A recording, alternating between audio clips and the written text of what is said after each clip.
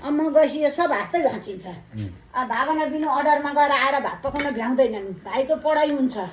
तैँले काम गर्नु परिगयो परेन अनि म त कहीँ गएँ नि 4 दिन बस्न पाउँदिनँ अब अहिले के बिहानै उठेर भन्दै थियो ओहो मदर आज त यति खाएर जाने हो भनेर उहाँ भावने सुँगेर यसो गर्थी तरकारी गरेछन् हाम्रो मदर ठिक छन् भन्दै उहाँ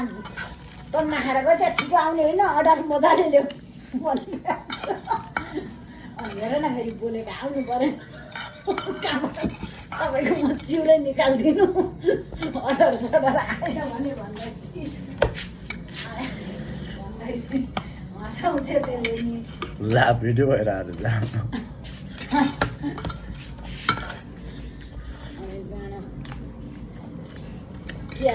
हाम्रो घरको कुरा सुन्नु भयो नि त हाम्रो घरमा थाङ्ने कुरा जस्तै हुन्छ तपाईँहरूका नि यस्तै हुन्छ भने